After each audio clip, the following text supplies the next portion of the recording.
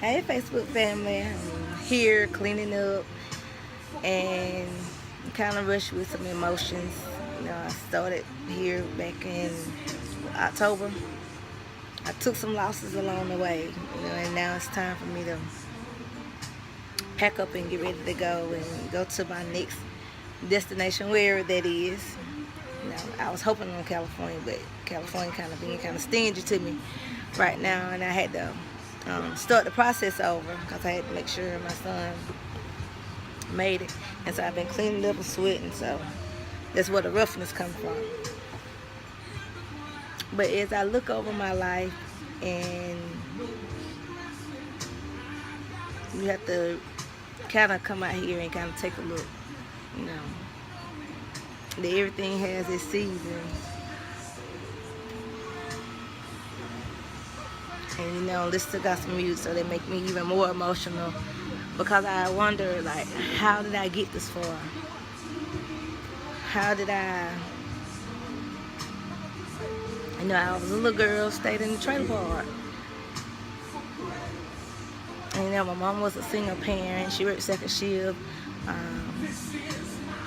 So, my ex-husband, his mom kind of took me up on her wings, and as a neighbor, those two ladies kind of watched me, push me, to do my work. My mother-in-law, she went to all my banquets for, honor rolls and everything. And, they kept, told me I was going to be grand, but I didn't quite know exactly, like, what that means. Exactly, what exactly, I knew I wanted more than where I was. In the trailer park, not saying we had hopes and dreams, but I didn't quite know how to chase them. I always wanted to be, a paralegal. So, and I really felt that way. I couldn't understand, why my dad didn't push me to be a lawyer. Why would he just let me kind of stay at a paralegal? So, as I transitioned up, I went working in mills, and I had started school. I had started college like twice. Didn't quite know what I wanted to do. So, I'm not big. I'm not going to push anybody to, I even told my son, I'm not going to just say you going to college just so it sound good. You have to be mentally prepared. I said the same thing about working out. Had to be mentally prepared. Now I'm mentally prepared, so now I work out every day. Incorporate it in my day. Start eating right, start doing the right things. But in the midst of me going to school or trying to find my way, I had a child, got married, got separated, still trying to find my way. I told you about my episode of looking for love in all the wrong places. I want to belong. And still God kept me, though. I knew about church, but I still didn't have a relationship, and it's a difference. And that's what I try to tell everybody. It's a difference between, a relationship, having a relationship with God, because you kind of teeter-totter through life. You kind of flowing. You make the bad choices. And when I look at how hard my mom had worked, and I just remember her telling me, and my sister, I remember our mobile home was getting ready to be repossessed. And I remember her, praying over us, and her saying, I never want y'all to depend on a man. I never want y'all to be in a situation where y'all have to depend on anybody. And, I can't even remember exactly how old I was, but I remember being a teenager, and even when I bring it up to her, she didn't know I was listening. But I think that was branded into my head, that I got to get out here. I got to try to go. I got to try to get it. And for any means necessary, And then I started I brainwashed myself to work so hard.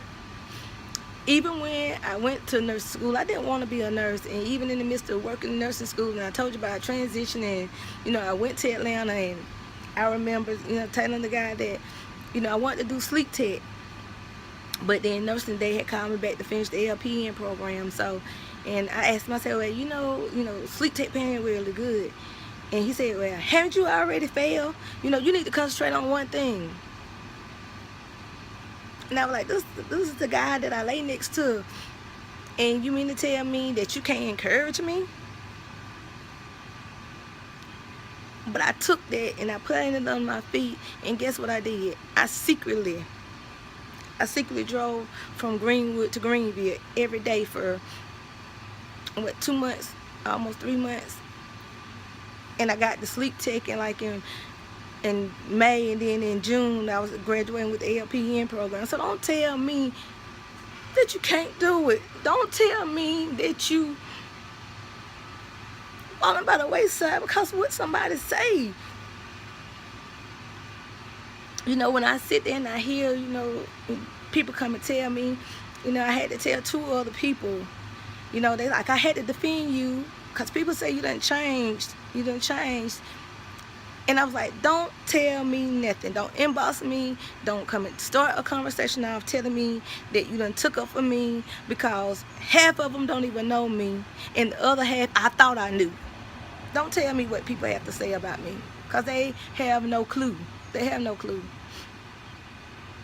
I've been battling, staying in Columbia, going on to work in Greenwood, balancing my way back and forth. My confidant got sick on me and taking care of him. I lost the relationship that I thought we was friends. No, don't tell me nothing about friends. Don't tell me nothing about what people say. Because people hasn't done anything for Angie. Strangers have, not people. Friends haven't.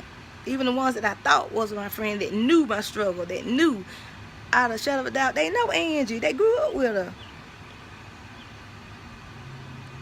And now when I see that I gave so much of my time, so much of my efforts to people who I'm not even associated with now.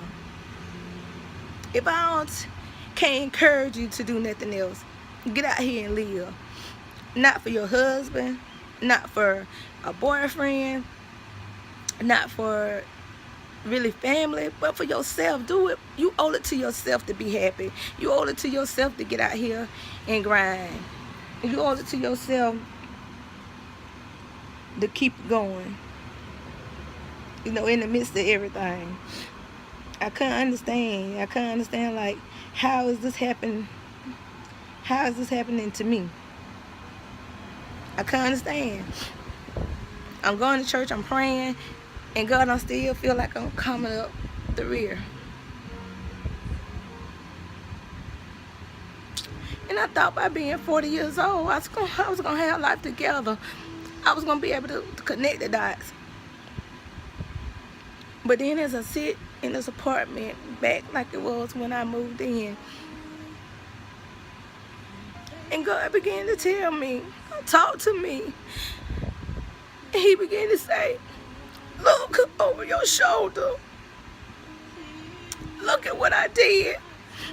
Look where I brought you from. Look at the people I allowed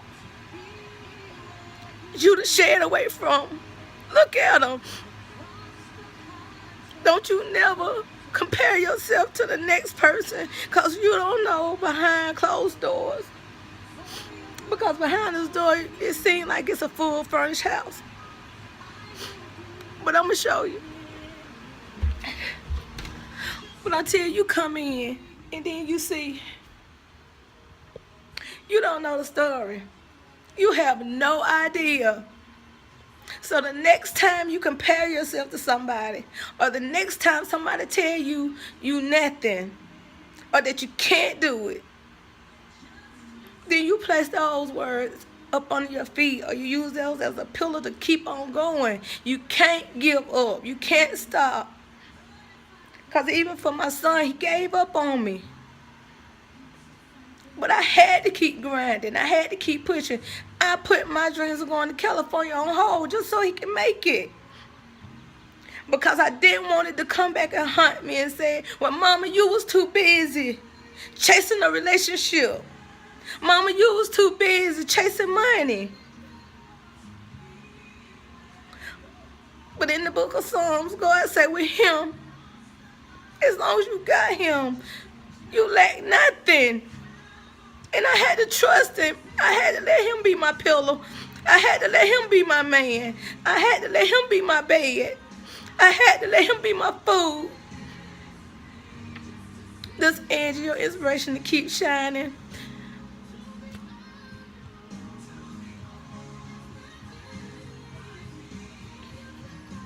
For his glory, I'll still ride out with him. For his glory, I'll stay friendless. For his glory, I'll stay manless. I done took enough losses. It's time for some gain. Mr. Josh Child just said on there, it's time now. It's time for you to get back everything was stolen. It's time for us to quit watching and cheerleading from the sideline for everybody else's success, to get out here and get us some. It's time for us to stop renting and start owning. It's time for us to start pursuing toward our dreams.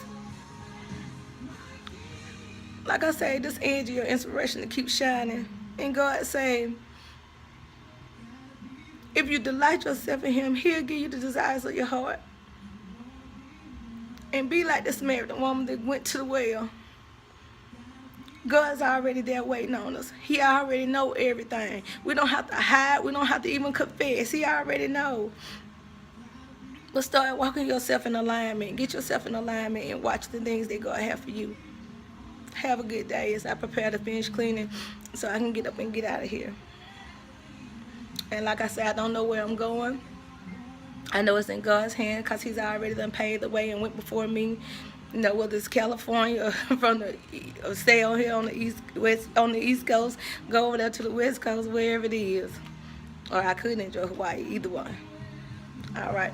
Love you. Clean my face up. All right. Toodles.